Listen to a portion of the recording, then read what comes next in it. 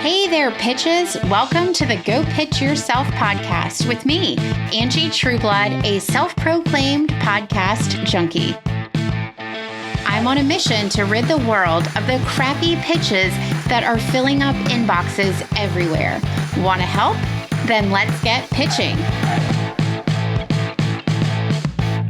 Hi, friend, and welcome to the Go Pitch Yourself podcast. I am so excited to be bringing this show to you, and I am so honored that you have taken time out of your day to give it a listen. So in this first teaser episode, my plan is to share a bit with you about who I am in case we are new to one another, a bit about what I do and why I do it, and then a little bit of insight into what you can expect from this show moving forward. Sound good? Okay, so who am I? Well, I am a podcast visibility strategist, and I help entrepreneurs grow their business by positioning them in front of other people's audiences that are full of their ideal client. A lot of my clients do end up being podcasters themselves who are looking to guest on other shows as a way to grow their audience. But I also work with business owners who see the real value in creating relationships with podcast hosts and being able to come on their show and offering incredible value to their audience so that they too can grow their listenership. So that is what I do in my day-to-day life. Have I done this forever? No. Do any of us work the business that we went to school for? Most likely no. So my background actually is biology and education, which is bananas, but it actually really plays into what I do in my day-to-day life now. So I always think that the teaching part of me has really helped me hone my skills in building relationships and having the strategic wherewithal to know how to serve other people's needs in a way that also benefit me. I mean, teaching high school biology to a bunch of teenagers, it wasn't always a super captive audience. And so I had to figure out a way to appeal to them so that I was able to teach them biology and have them be able to pass the class, even though they might not have been totally psyched about it. So the teaching part of me definitely helps me with my super connector powers and my ability to build relationships. The interesting part about the science piece, and it took me a while to really understand that, is I'm a total research nerd. I love numbers. I love spending time in my office just digging in and finding podcasts that are totally relevant to the clients on whose behalf I'm working. So I love it. Although most of my days are peppered with lots of different activities, at least one day a week, I have time where I'm just hunkered down in research mode. And that is one of my favorite days of the week. So I feel like those two pieces of me really position me to bring strength to the service that my team and I offer to our clients. So that is a bit about me. So how did I get into this space, right? Because it's not like this is ever a job that you would go to college for, or even typically it's still very new. I mean, I went to Podcast Movement a couple of weeks ago, and there are not a ton of people out there providing services to where they pitch people to be on other folks' podcasts. So how did I get into it?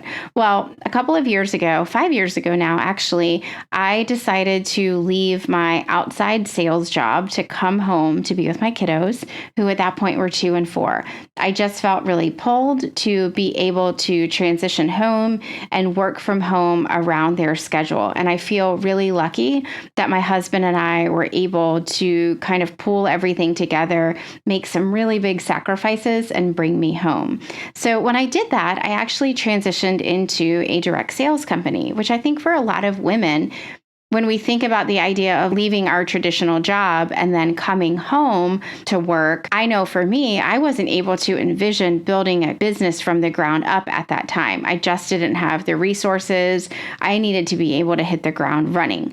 And so a direct sales company for me provided me the leeway of stepping into entrepreneurship without all of the risks that come along with it. So I did that for a couple of years, and that's when I started listening to podcasts. Actually, a little bit before I left my outside sales job, because I was driving all over the state, going to different offices, and I started listening to podcasts then, which I do think played a large part in me being able to transition home. So then I sort of ramped up my podcast listening, and I remember stumbling upon someone named Shailene Johnson. And I just started inhaling all of the content that she was putting out. And I recognized I was working with a direct sales company who they taught women how to meal plan, and they offered a lot of mealtime solutions, which was perfect for me because that was absolutely the season of life that my friends and I were in. And I recognized that me just selling this product and service wasn't serving people as completely as I could. So I ended up creating an extension of that direct sales company with my creating a blog. And ultimately, I created an online course teaching people how to meal plan. And that's where I think I really got that bug of full on 100%. I'm responsible for this entrepreneurship. And I loved it. And so in an effort to be able to sell more courses and grow my audience, I knew instinctively that I had to start positioning myself in front of other people's audiences. I had to look at ways to grow my business, and it couldn't all be paid advertising. I wasn't in a position to where I was making the money to where I could throw it into Facebook ads or go deep into Pinterest marketing at that time. What I found for me to be the best fit was me reaching out to people that had complementary businesses. So businesses who served an audience very similar to mine, but they offered a very different type of service. So I started pitching myself to be on podcasts. I pitched myself to our local news anchor, and she came to my house and interviewed me in my kitchen before the start of the school year. And I thought, wow, this is pretty amazing. And I saw spikes in my website traffic as a result of these opportunities. I saw my email list growth increase. I had a free Facebook group at the time, and I started recognizing that people were coming to my group daily from some of these different opportunities. And I thought, man, there's something here, right? So at the same time, I was talking to some of my friends who also had businesses of their own, and they were asking, well, how did you get on the local news? And I said, well, I just asked her. I knew the type of segment that she typically reported on. And so I crafted a topic that was timely and also relevant to the segment that she was in charge of. And over time, I didn't pitch myself for an on-air spot, but what I initially pitched was, hey, I have this website where I write these blog posts that might be really relevant to your audience. So for a couple of months, she was just taking my blog posts and kind of repurposing them, the intro of them on the news site, and then driving people back to my site for the full article. So I initiated a conversation, delivered value, and then ultimately went in for the big ask. And that's what I did for the podcast pitches as well. So as my friends started to see that I was gaining some opportunities that maybe they weren't because they didn't have the time, they maybe didn't enjoy pitching, or they didn't know how to, it started to be a bit of a light bulb in my head that, wait, this is something I'm really good at, apparently, and I really love it. And other people don't love it, but it's a really important piece of their business. And so that's when I started leaning into that a bit to see, wait a second. So I could really make money doing what I love on behalf of people whose businesses I was really passionate about. So I decided to kind of give it a go. And at that time, I had met a really good friend, Catherine Middlebrooks of BRB Yoga. We attended a conference together. And as I was talking through some of the struggles I was having in my meal planning business, basically that I was selling a $47 course. And in order to make significant income, I was going to have to grow my audience exponentially. We talked through it.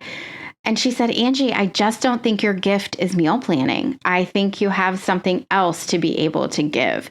And so from that moment on, I think that conference was in October. And then in November of 2017, I officially launched my business and these types of services that I continue to do to this day. So it was just an amazing trajectory. And I think as entrepreneurs, we have to be able to lean into the things that light us up, the things that earn us a paycheck at the end of the day, and kind of see where this journey ebbs and flows and where it takes us. So I share all of that just so that you know how I came to be, I won't even say the pitch expert, but how I came to have the insight that I do, and knowing that it was from a place I wasn't officially trained in PR. I did take a course from someone who was amazing, Christy Dosh of Guide My Brand.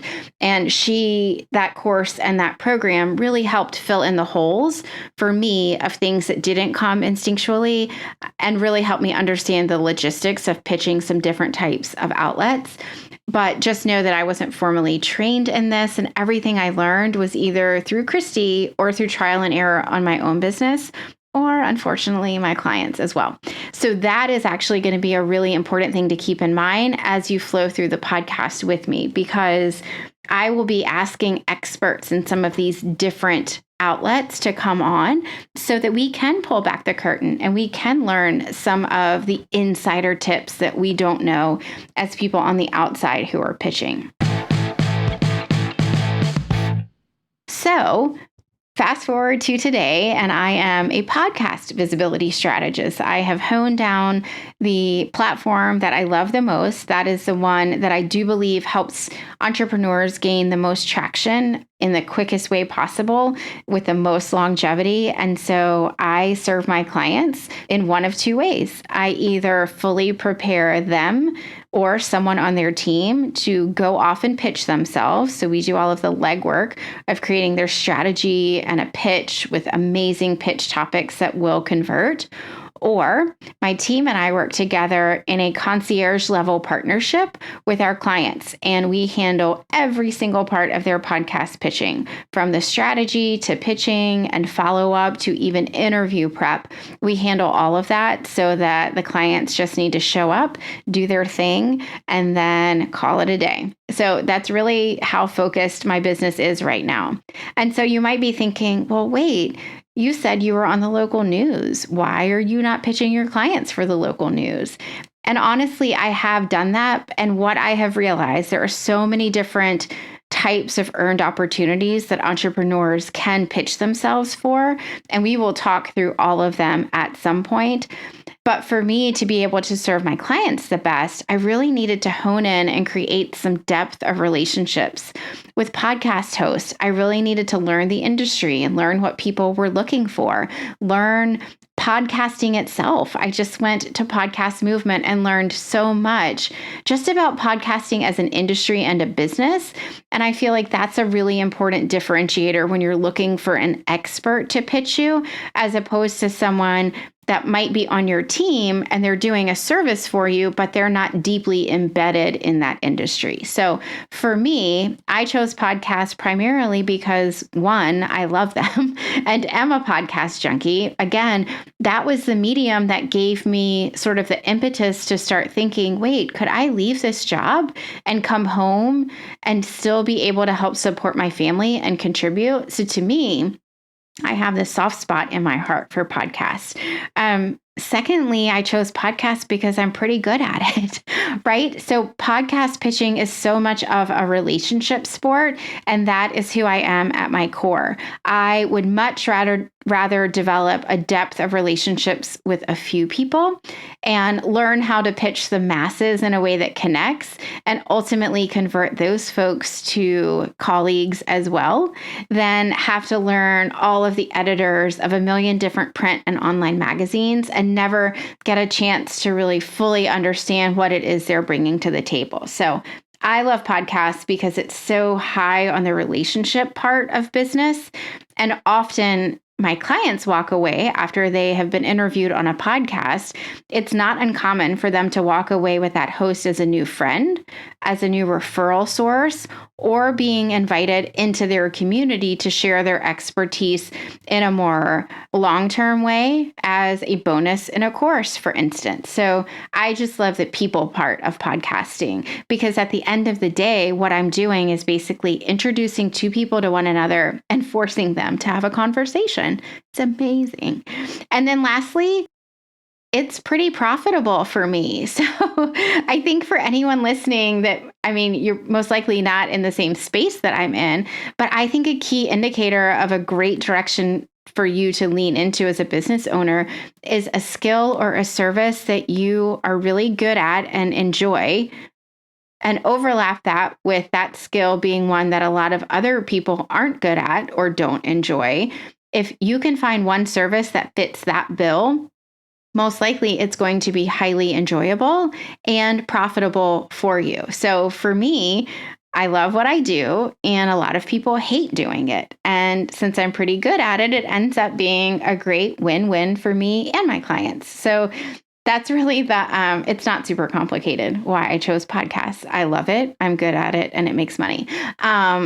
But I just thought I should share that with you guys. So we are going to be tackling a lot of different media over the course of the podcast. But at the end of the day, the services I provide are very much niched around pitching for podcasts. Okay, so the podcast, you're wondering, right? What's the plan, Stan? So this is not going to be your regular business podcast where we talk about anything remotely related to growing and scaling a business.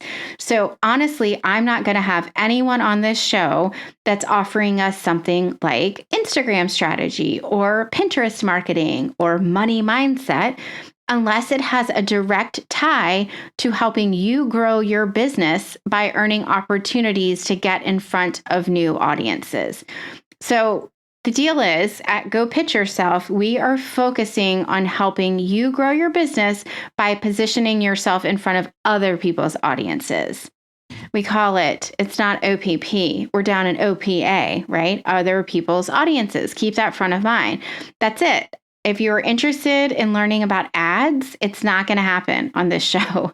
If you're interested to learn about rockstar SEO strategy, it is not going to happen here. That is not what we are showing up to provide you. So know that when you show up and give us a listen, you are always going to be learning some information about how to pitch yourself for earned opportunities in front of other audiences. And so the beauty of that is that given that we're taking a more niched approach, we really get to peel back the onion and dig deep on some of these earned opportunities. So what's that going to look like? Well, we'll have solo episodes where it's just going to be you and me, kid, chatting through strategy, the trends that I am seeing. And in general, I'm going to be sharing some of the not so glamorous side of cranking out all of these pitches monthly that my team and I do. So we get a lot of good feedback. We have an opportunity to learn a lot when we are going through pitches and we're meeting so many people in the space. And then we're going to have interviews, which I'm super pumped about. I've already recorded several. We're going to have influencers like Kim Kardashian. Haha, joking. We are going to have influencers. And that's going to be a key term as we talk through this is influencers are just someone that has influence over their community or within their community and networks. So they have some sort of asset that gets pitched on a regular basis. So think of conference organizers, podcast hosts, TV reporters, editors, you name it, we're going to have them on to ask the questions that you are dying to know the answers to. So you might be wondering, well, what kind of pitches do podcast hosts love to get? What's the lamest pitch you've ever received? Do you prefer pitches from PR agencies, or would you rather them come from the actual guest? So all of these questions and more are going to be the ones that I ask when we bring these folks on air. So that's going to be a really big part of the podcast.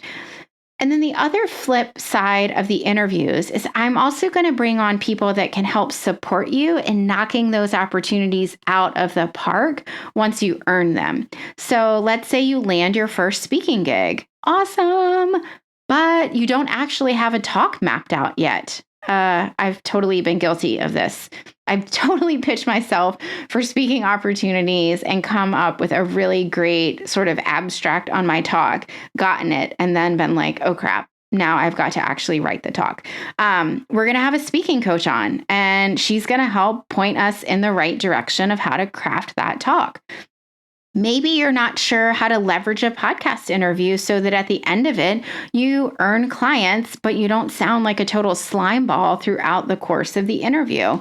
No worries. I've got a sales expert lined up for us.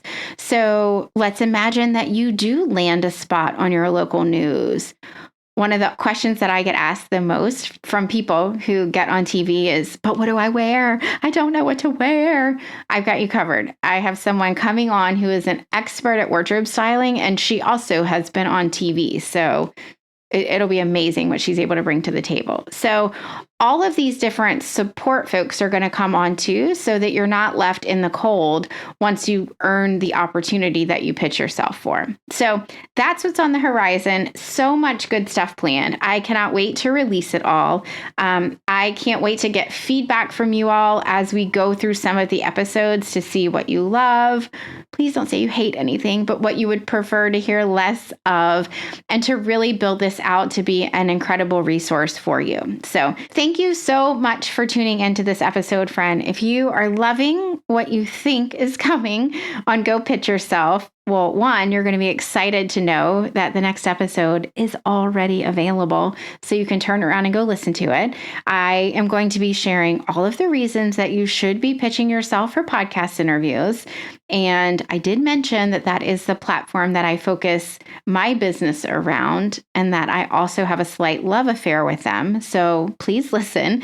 I'm going to dig deep into that for you. A pro tip: if you know you want to listen to it, but you know you can't do that right now, you can actually go ahead and hit the subscribe button wherever you are listening to this podcast. And then when you come back, when you're ready to listen, it'll be right there for you. You won't have to hunt for it. So go ahead and do that if you're interested in checking out that next episode. So I cannot wait to see you over there, and chat soon. Alrighty, pitches. Thank you for listening to the podcast. Now it's time for you to get out there and go pitch yourself.